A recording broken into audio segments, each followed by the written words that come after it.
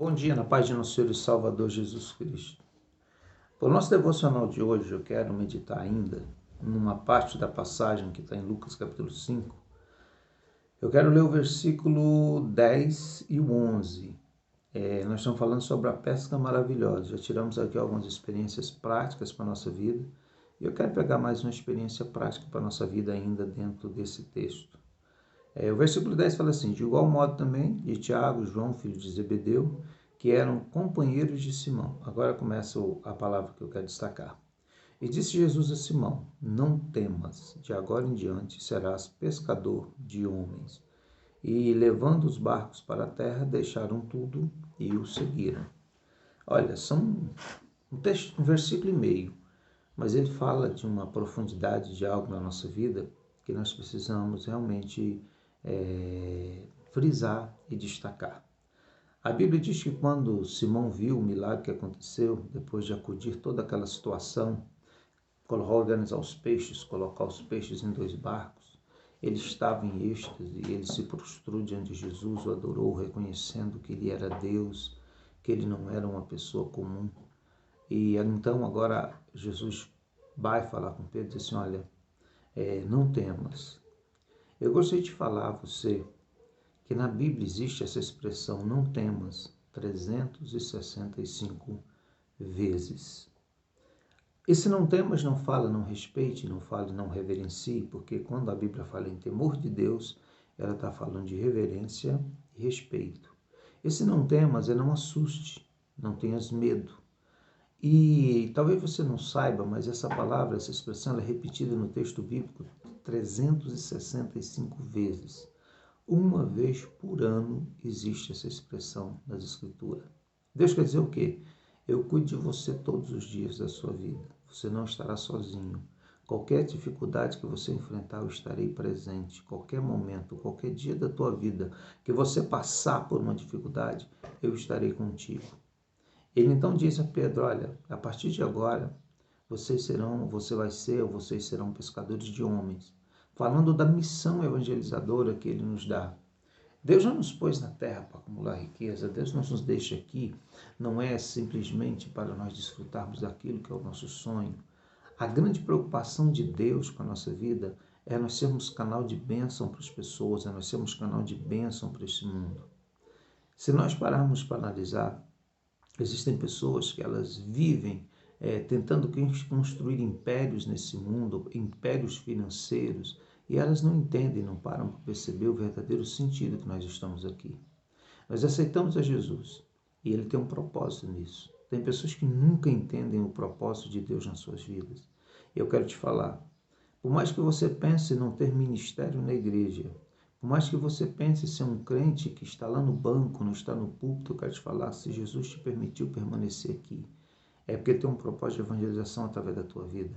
Você é capaz de pescar homens para o reino de Deus. Você é capaz de ganhar almas para Jesus. Algumas pessoas já me disseram: pastor, mas eu não consigo, eu não sei o que falar, eu não tenho argumento. Quando eu vejo vocês pregando na igreja, eu fico percebendo que eu não tenho palavras para pregar para as pessoas. Eu gosto de falar uma coisa: o que você sabe te salvou. O que você tem te salvou. E o que você tem, ele é o suficiente para salvar outra pessoa. Se você foi salvo com o conhecimento que você tem, transmita o que você tem como conhecimento de Deus.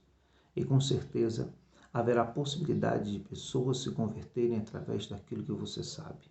Você não precisa ser um pregador eloquente para ganhar alma. Você não precisa ser alguém realmente que se destaque na preleção para ganhar uma alma. Não, você precisa fazer amizade e explicar para as pessoas quem é Deus, quem é Jesus e o motivo da sua morte na cruz. Jesus, então, ele fala para aqueles discípulos que agora ele tinha uma nova missão para eles. Ele apresenta, ele mostra: olha, eu vou guardar vocês todos os dias, 365 dias no ano, não temas, porque eu estou com vocês. Mas vocês vão fazer aquilo que eu preciso que seja feito. Deus, ele tem prazer quando um justo morre. As pessoas podem estranhar essa expressão, mas ele tem prazer. A Bíblia diz que ele tem prazer na morte de um justo. Por que ele nos deixa aqui, então?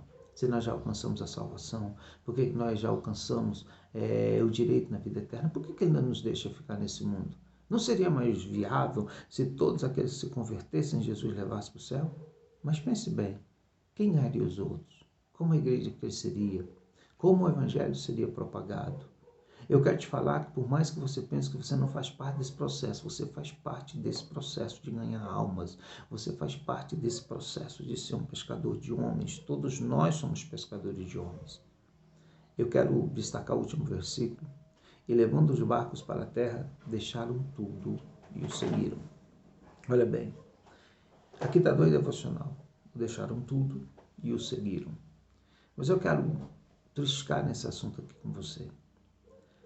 Depois de um milagre, depois de um tão grande sucesso na pescaria como eles nunca tinham experimentado na vida, homens hábeis, homens capazes no mar, conhecedores daquilo ali, eles nunca tinham havido experimentado um milagre, nunca haviam experimentado uma pesca como aquela. O que eles fizeram logo após o milagre?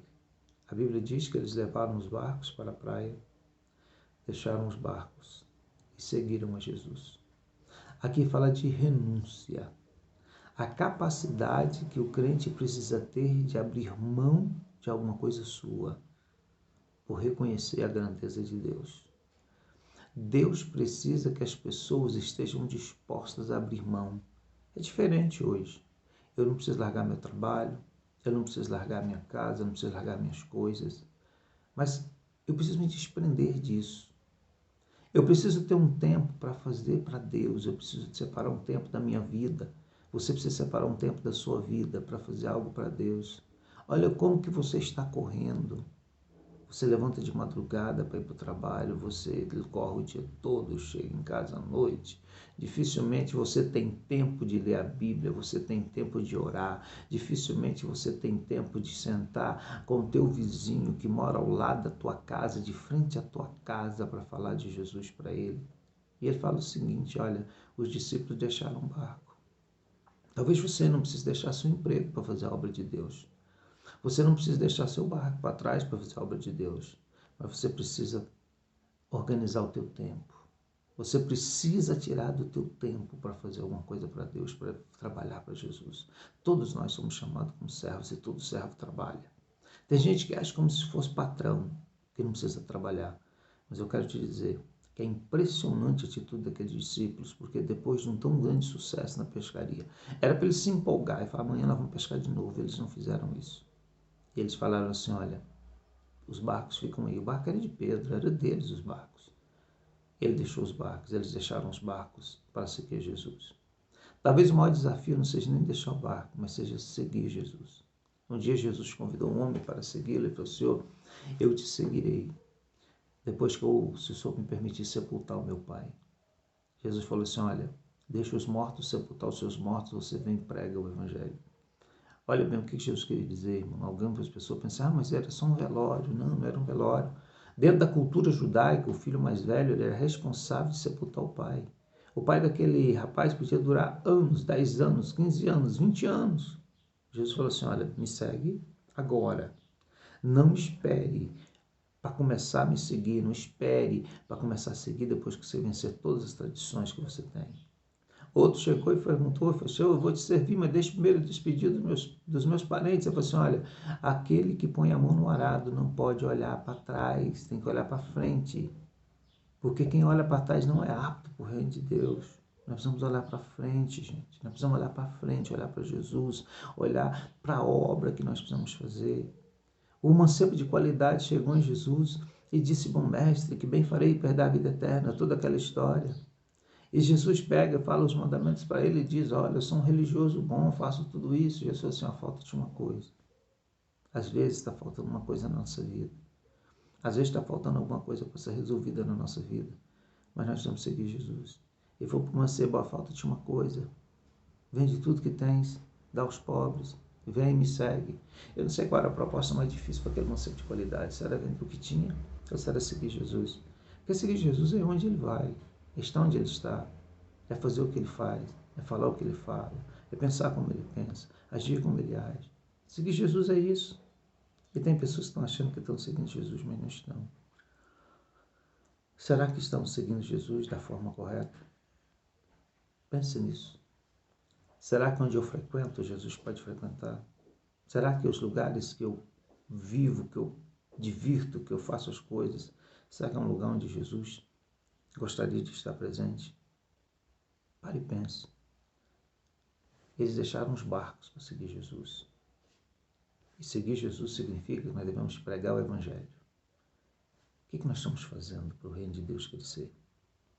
Que Deus te abençoe nesse dia, em nome de Jesus Cristo.